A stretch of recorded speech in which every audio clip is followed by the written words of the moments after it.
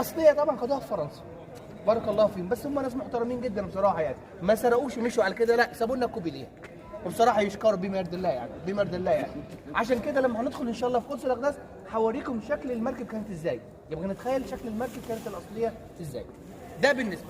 لو بصينا على العمدان هنا في العصر الفرعوني لما كنا في معبد الاقصر ومعبد الكرنك قلنا كل العمدان على هيئه نبات البرد، لا اما مفتوح لا اما مقفول.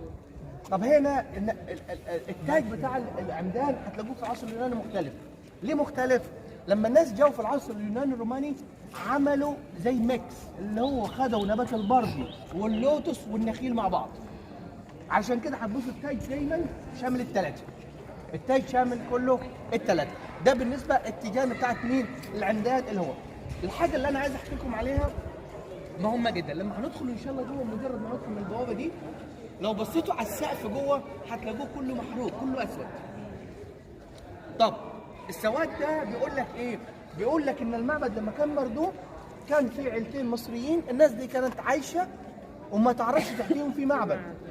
طبعا قامت نظام حريقه في الحاجات العفش بتاع البيت، طبعا عملت الحريقه اللي موجوده في السقف، وده كلام خاطئ 100%. ليه؟ لان نفس اللون اللي هنشوف الحريق جوه موجود في معبدين، موجود في معبد اسمه دندنه ومعبد ابو دقيق. اللي عايز اوصله لكم يعني الحريقه قامت في نفس الوقت في الثلاث معابد؟ ده مش ممكن.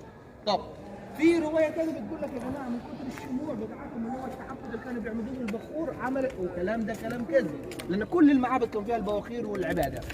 طب ايه اللي حصل؟ اللي حصل يا جماعه لما جو اخواننا اللي هو من ايطاليا في روما اللي هو بعثوا جيش كبير عشان يهدموا، حاولوا يبوظوا ويحرقوا الحاجات كلها. واللي ضاف اكتر في روايه بنسبه 80% اخواننا في الفتره دي المسيحيين ما حبوش الناس تتعبد الحاجات الفرعونيه اليونانيه الرومانيه، حاولوا يبوظوا يحرقوا اي حاجه. يبقى الروايتين اللي هو بنسبه نقدر نقول 50% هنا و50% هنا صح؟ اللي هو اول حاجه ان هو في روما بعتوا جيش اللي هو حاولوا يبوظوا الرسومات، وهنشوف دلوقتي الرسومات اغلبتها الوش والايدين والرجلين زي ده، او هنلاقيه كله دول. ده حاجه.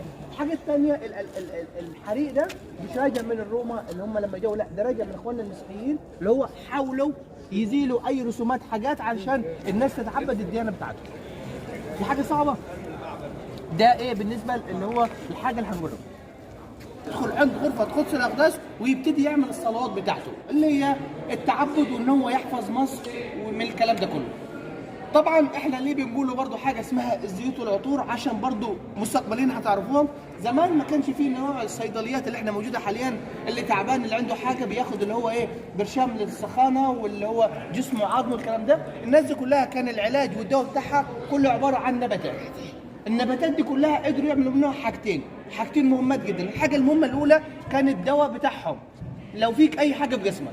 طب الحاجه الثانيه الالوان اللي احنا كنا بنشوفها في الاقصر وبنشوفها في المعابد، كلها خدوها عن طريق ايه؟